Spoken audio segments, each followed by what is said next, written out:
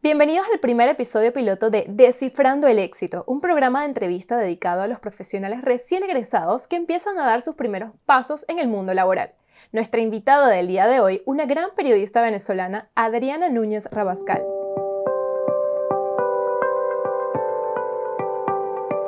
Hola Isabel, muchas gracias por invitarme. Adriana es periodista egresada de la Universidad Católica Andrés Bello, actualmente conductora radiofónica en el circuito Éxitos en su programa Zona Éxitos junto a Lila Banorio.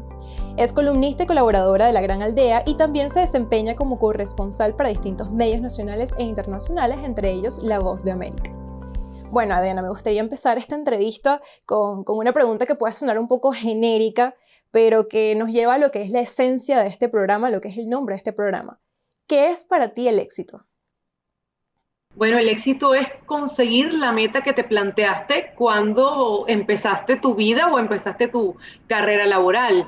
Sea no solo laboral, éxito también puede ser definido si una persona deseó toda la vida ser nada más feliz, vivir a la orilla de la playa y lo consigue, ya eso es éxito. En el caso laboral por el que estamos hablando hoy, éxito es la meta que tú te planteaste al salir de la universidad o durante la universidad o siendo pequeña, la construiste y la lograste, eso es éxito.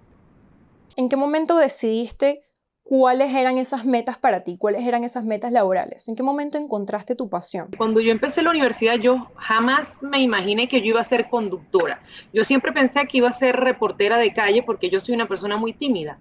Pensé que iba a ser articulista incluso de opinión, porque me gustaban los artículos de opinión del diario El Nacional, era mi columna favorita, opinión, y mira, en lo que fui probando con la radio, con la televisión, me di cuenta que, bueno, también podía conducir, pero las metas, como te digo, o lo que tú sueñas puede ir cambiando en la medida que vas intentando en las diferentes áreas de la comunicación. Hay gente que toda la vida decidió, sabe que desde pequeño le gustaba estar al frente de una cámara y lo cumple, pero en mi caso yo no creía que yo fuera capaz, por ejemplo, de estar al frente de un noticiero o al frente de un programa. Yo siempre pensé que yo iba a estar al frente de la cámara, pero siendo reportera de calle nada más, no más de eso.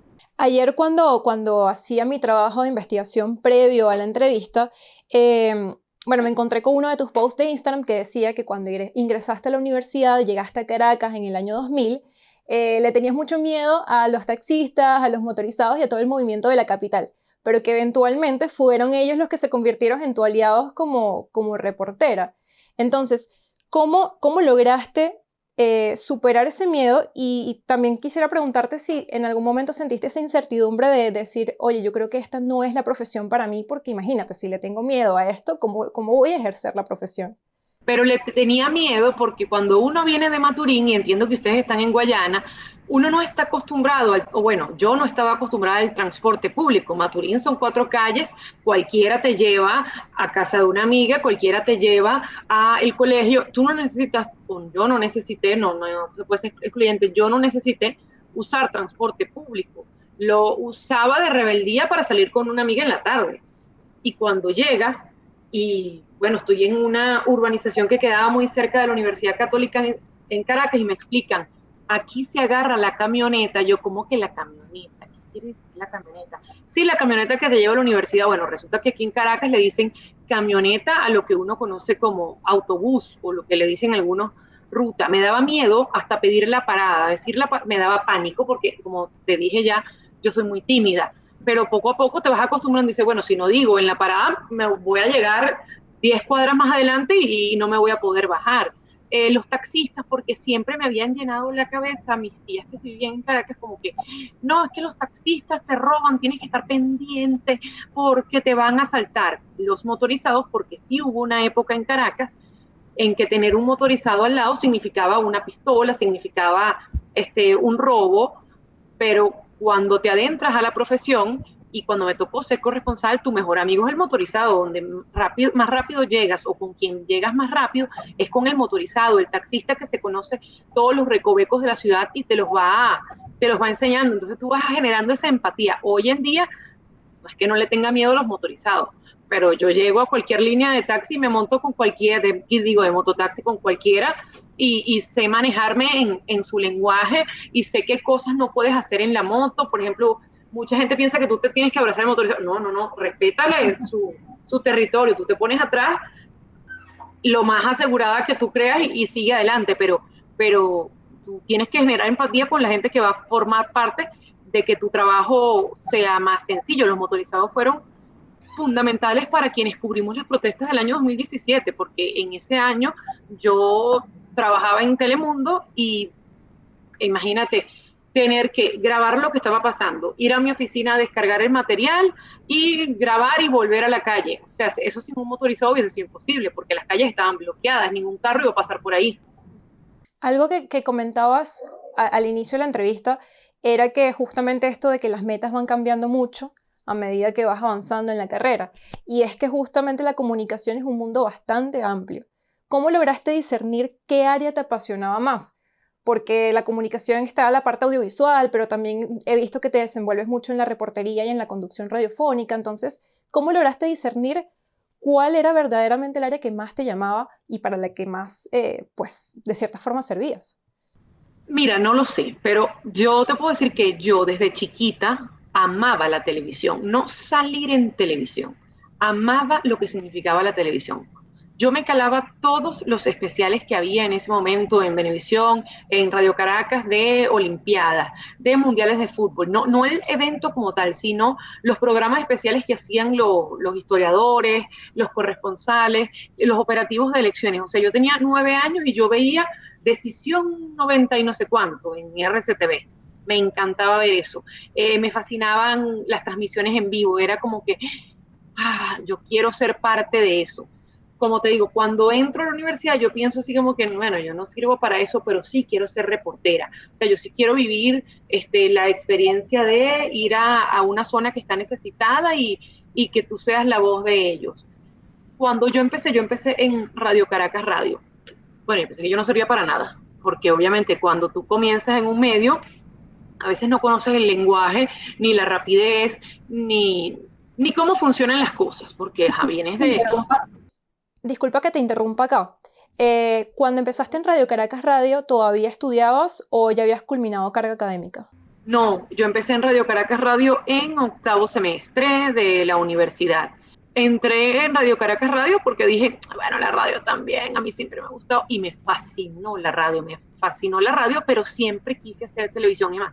Todavía yo pienso que mi medio favorito sigue siendo la televisión. Bueno, pero se da ese paso, veo que puedo ser, al principio, como te decía, pues me voy de las ideas, yo pensaba que no servía para nada, porque había, o sea, las cosas que me asignaban a veces no las hacía del todo bien, pero poco a poco alguien, o sea, una persona más mayor que yo, una gerente, me vio y me ofreció la oportunidad de quedarme como productora, porque la persona que era productora, yo era la pasante, había renunciado. Yo dije, no, yo no puedo hacer eso, no, no, no, yo te he visto que sí, porque yo sí algo siempre he sido es disciplinada, responsable y muy dada. O sea, yo por más que tenga casi 40 años y tanto tiempo, ¿cuánto tengo de graduada? Abuelo de pájaro, creo que 16, no, 14 años de graduada, no sé, ya no sé, se me olvidó, ¿cuánto tengo, Dios? No, que sí, como 14 años de graduada debo tener. O sea, yo no tengo problema en si me piden un café, yo sirvo el café, si hay que cargar al entrevistado, lo cargo, si hay que manejarle, no tengo esos problemas. Y bueno, esa persona me dio esa primera oportunidad de ser productora, tuve un buen desempeño, pero no era lo que me gustaba, no era para nada lo que me gustaba. Yo detestaba llamar por teléfono, o sea, me daba una pena, hasta que me pasaron a ser redactora de noticias, después a reportera, ahí sí. Cuando fui reportera dije, esto es lo que yo he querido toda mi vida, ahí lo encontré. Y en el que además, para el que sientes que sirves, en el que puedes aportar. Yo recuerdo que tenía una profesora que ella me decía, cuando yo tenía como estos momentos de incertidumbre, oye, ¿por cuál concentración me voy? Todavía no sé si periodismo o marketing, o sea, porque es como te decía, el mundo de la comunicación evidentemente es bastante amplio. Y ella me decía, siempre hay algo en lo que puedes ser mejor, porque puedes ser buena en muchas cosas, pero siempre hay algo en lo que tú puedes ser mejor.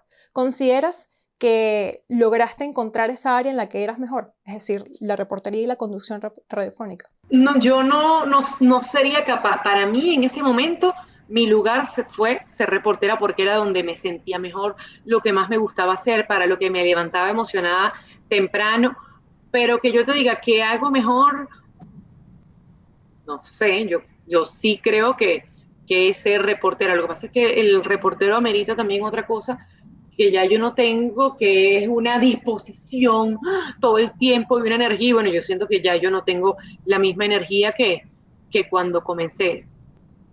Necesitas disciplina, necesitas mucha energía, mucho estar atento a todo. Y bueno, yo creo que ya estoy en otra etapa en la que estoy más cansada. Retomando otra vez lo que mencionabas sobre cuando iniciaste en Radio Caracas Radio, dijiste que estabas como en el octavo semestre de la carrera. ¿Esta oportunidad surgió como parte de una pasantía o por algo que te planteaste tú a manera personal? Había un letrero en la universidad que decía se solicita pasante.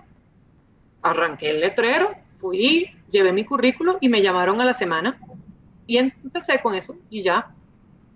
¿Se te abrieron puertas a raíz de ese Claro, trabajo? inmediatamente, porque yo en ese tiempo era preparadora de redacción para los medios en la universidad y ganaba, entre comillas, un buen sueldo en la universidad, que eran 300, era el salario mínimo, pero para mí era muchísimo dinero porque yo era estudiante y en Radio Caracas Radio solo ofrecían 100.000. Y yo decía, bueno, pero es que voy a ganar, imagínate, ni la mitad.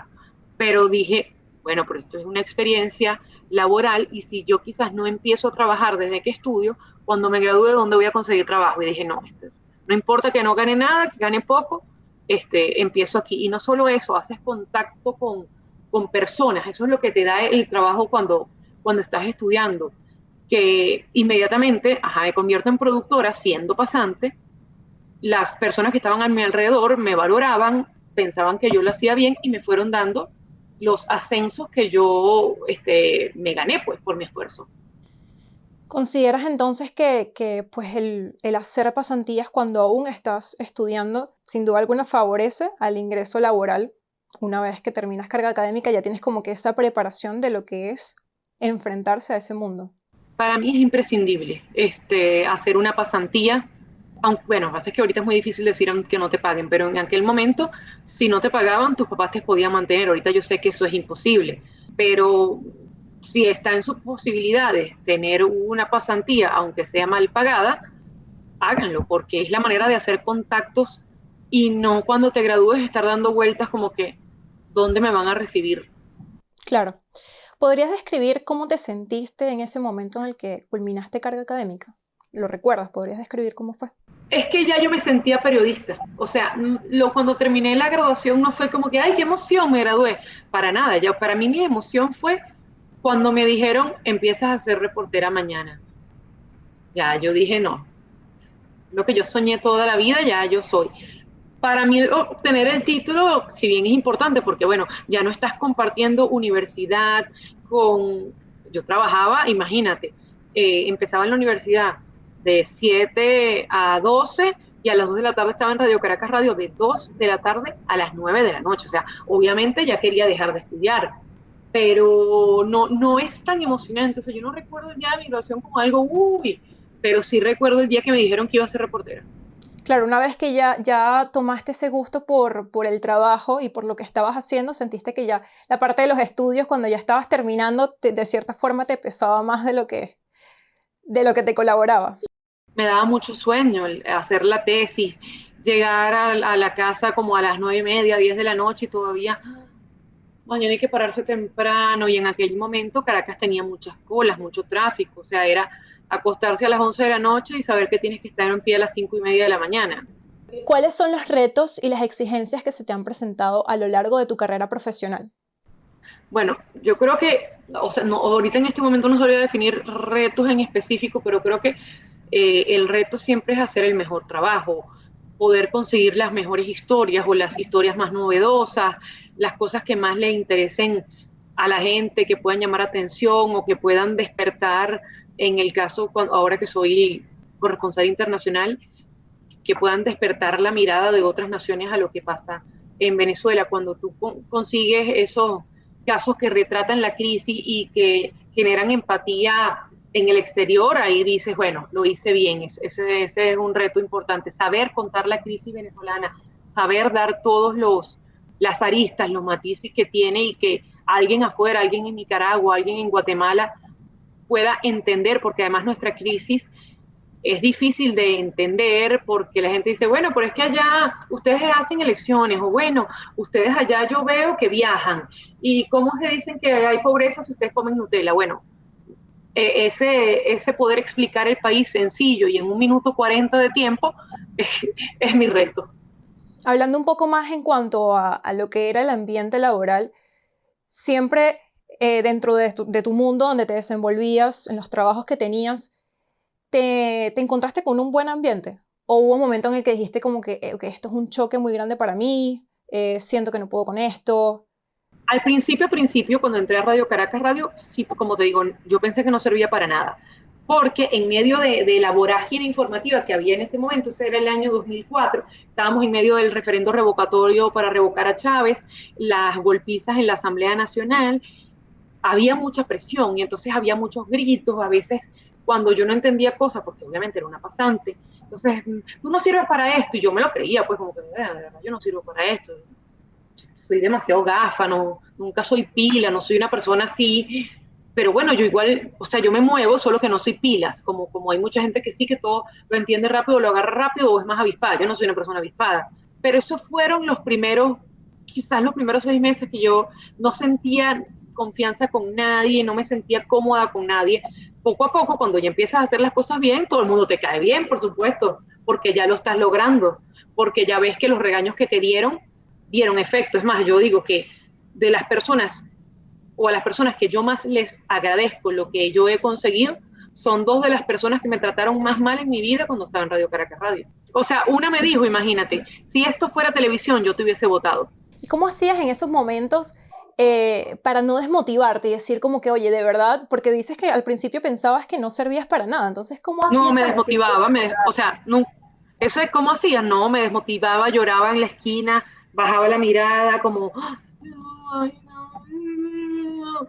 Pero cuando empiezas a ver que lo que te dijeron tenía razón la persona que te lo dijo, que quien te corrigió te hizo bien, te hizo entender, te hizo cambiar, te hizo mejorar, es cuando te empiezas a sentir más cómoda y dices, bueno, sí valió la pena toda esta gritería y todas estas, porque en ocasiones hay tanta presión que, bueno, se cae en la ofensa. alguna vez mencionaste, otra vez en uno de tus posts que estuve leyendo, que en algún momento de tu vida quisiste ser Miss? Cuando tú trabajabas en Radio Caracas Radio o cuando trabajabas en estos medios y veías la labor de otras personas, nunca pensaste como, oye, yo me equivoqué de profesión, yo tenía que haber estudiado tal cosa o yo tenía que haber seguido este camino, no necesariamente del modelaje, sino de cualquier otra carrera que tú digas, oye, yo siento que debí haber hecho esto. No, bueno, la cosa de mí es una cosa como infantil. O sea, yo cuando era chiquita quería ser Miss, luego crecí y no crecí lo suficiente y se olvidaron mis sueños de mí. Pero yo creo que sí hay muchas profesiones, aunque yo no dejaría de ser periodista. O sea, a mí me encantaría, creo que si vuelvo a hacerlo, vuelvo a elegir ser periodista. Pero a mí también me hubiese gustado estudiar psicología. Esas son cosas que además creo que pueden ser complementarias en ocasiones en tu carrera para hacer una mejor entrevista. ¿Qué tipo de formación académica has tenido hasta el momento? Es decir, de posgrados o doctorados o talleres, cursos. Soy una mujer muy básica e irresponsable. Yo debía haber hecho posgrado y especialización en ciencia política y nunca me inscribí por floja, por lo que sea, por el trabajo. Es una tarea pendiente el reforzar los estudios superiores. Yo no, o sea, a mí me da pena eso, que yo no tenga ningún posgrado ni ninguna especialización, pero también, bueno, el tiempo, los oficios, las múltiples ocupaciones que he tenido me han hecho que sea una cosa postergada, pero de especializarme sería en comunicación política, en ciencia política. Y de manera autodidacta siempre mantienes como esa actualización profesional en cuanto a lo que es tu Yo carrera. soy autodidacta, pero porque me gusta ver. Yo me pongo a ver mucho, o veía en un tiempo los noticieros colombianos para aprender cómo cuentan ellos las historias en tiempo cortísimo. Veo documentales para ver las mejores tomas. Por ejemplo, en este momento yo estoy haciendo un taller de cámara para poder dirigir a la persona que me acompaña, porque yo no tengo pulso, yo no soy una persona muy activa, y digo, bueno, yo no quiero ser camarógrafo, pero sí quiero que la persona que está a mi lado haga es lo que yo justamente necesito. Y bueno, para eso tienes que aprender y tienes que ver, y uno en este oficio tiene que saber todo, porque tú no puedes llegar masticando chicle y decirle al camarógrafo, haz ahí, tú tienes que llegar con una idea de trabajo que vas a hacer para que la persona que te acompaña plasme en ese audiovisual lo que tú querías y que se cuente esa historia que tú fuiste a llevar, porque no puede ser que, por ejemplo, el trabajo que yo hago, que voy todo el tiempo a un barrio, 300 escaleras arriba, y bueno, cuando llegamos y veo el video, no se plasmaron las 300 escaleras que la señora tiene que subir con el topo a cuestas. Todos esos detalles importan. Ya que mencionas esto de que se deben manejar pues bastantes conocimientos, ¿cuáles competencias consideras que son relevantes o necesarias para ayudar a la inserción laboral de los comunicadores sociales? Bueno, ahorita ustedes lo tienen más difícil que nadie, porque cuando yo estudié había, como te digo, un camarógrafo, un chofer, una institución gigante, un jefe de información. Ahorita ustedes son sus propios medios. De aquí a 10 años yo no creo que ustedes tengan interés en trabajar en un medio, sino que va a ser como tú tienes tu podcast en YouTube, entonces a mi juicio tú deberías saber ya editar, grabar, saber un poquito de iluminación y por supuesto la formación profesional que siempre es necesaria de cómo mejorar una entrevista, leer todo el tiempo los buenos entrevistadores, pero ustedes, tu generación tiene que saber más de lo que la mía supo o tuvo idea. Ustedes tienen o sea, tienen demasiadas herramientas en este momento como para decir, no, yo nada más hablo, yo nada más entrevisto. Es imperdonable que alguien de tu generación, bueno, a menos que sea una persona que se vaya a dedicar al periodismo de investigación, ahí solo la excepción, pero si te vas a dedicar a audiovisual, estás muerto si no sabes editar. No tiene que ser que tú seas tu editora, pero que tengas conocimientos para que la persona que te acompañe sepa lo que tú quieres y sepa por qué vía. Y cuando comete un error, tú le dices, mira, esto que estás haciendo no tiene buena luz, mira, fíjate que la toma que hiciste o la que escogiste no plasma bien lo que yo grabé. Actualmente atravesamos un contexto, como bien lo mencionas, en el que ha cambiado muchísimo desde la época en la que probablemente te graduaste tú, en la que me estoy graduando yo, pero particularmente ahorita atravesamos un contexto en el que parece cada vez más complejo ejercer la comunicación social. Y no es solamente en el ámbito de la censura, que bueno, censura por todos lados, sino que es también el tema de la gasolina para trasladarse al momento de hacer una pauta, una entrevista, o también tomando en cuenta que en Venezuela tenemos el segundo internet más lento del mundo.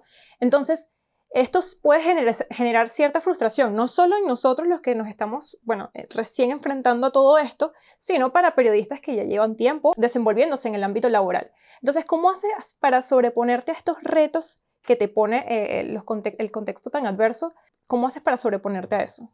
Bueno, en primer lugar porque mi trabajo, si yo no me sobrepongo a los retos, estoy despedida.